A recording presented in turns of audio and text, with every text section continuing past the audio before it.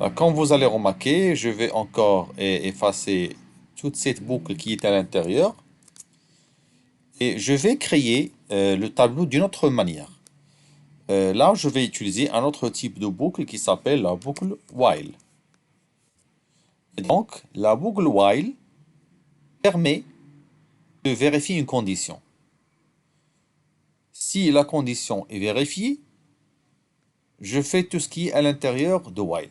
Sinon, je sors de la boucle while.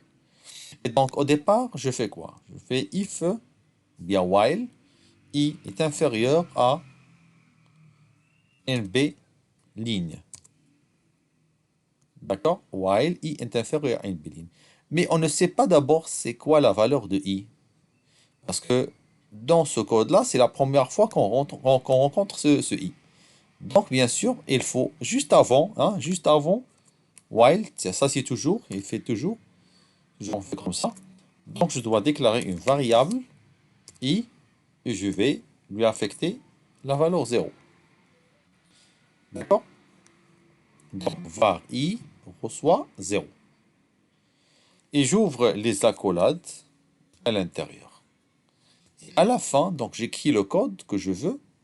Et avant de quitter la boucle, je fais un i++.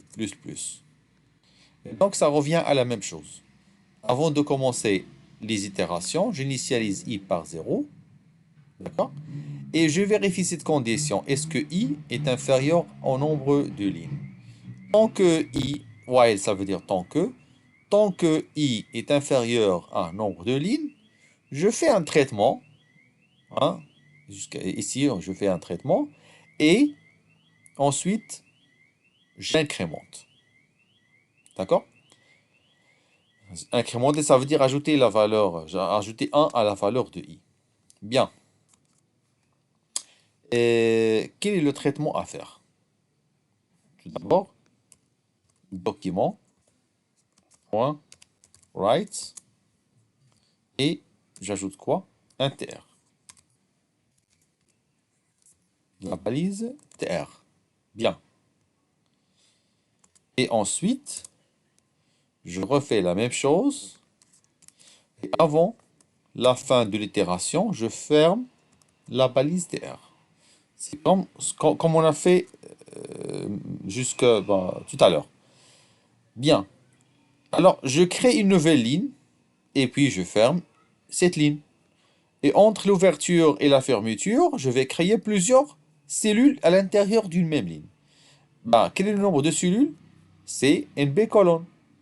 Et donc, tout simplement, je peux créer une autre boucle, while j inférieur à np colonne.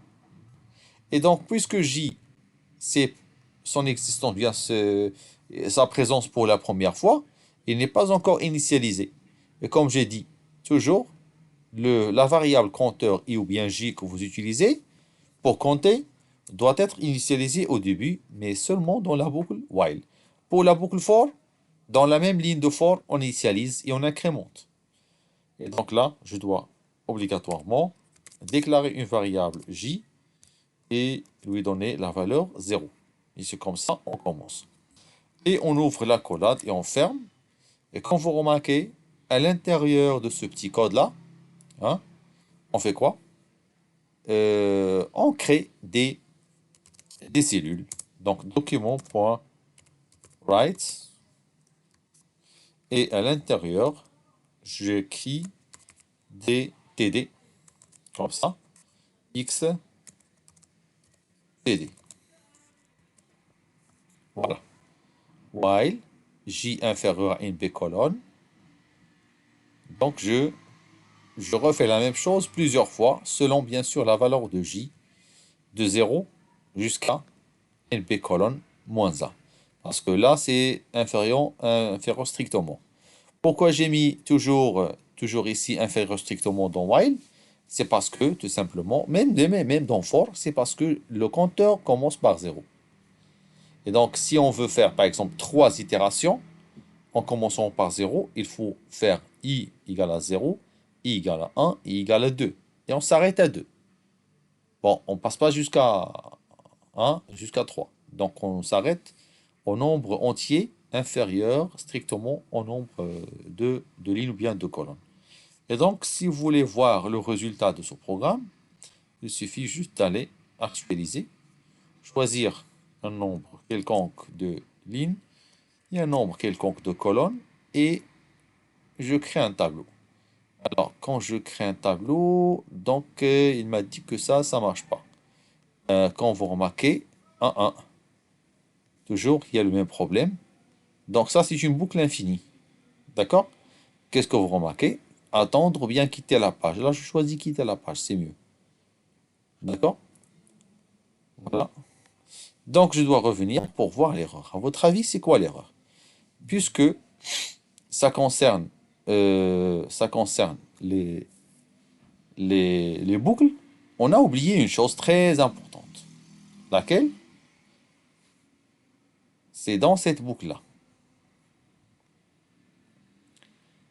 Tant que J inférieur à NB colonne, on affiche une cellule. Et on revient. Est-ce que J a été changé? Est-ce que J a été incrémenté comme I? Non. Et donc, forcément, avant de mettre l'accolade fermante, on doit mettre un J++, comme ça. Donc, avec J++, j'incrémente pour que si J au départ égale à 0, après l'affichage, bien le premier affichage, on incrémente la valeur de J pour qu'elle devienne 1. Et après, ça devient 2, ça devient 4, 3, puis 4, jusqu'à NB colonne. Et si la condition n'est pas vérifiée, donc on n'exécute pas ce code, mais on sort vers ça. D'accord? Et ainsi de suite. Donc ça, c'est la boucle for. Donc j'actualise. Je choisis ici 5. Là, je choisis 3. Je clique et voilà. Donc on affiche 3 lignes et... pardon, 5 lignes et 3 colonnes. Bien.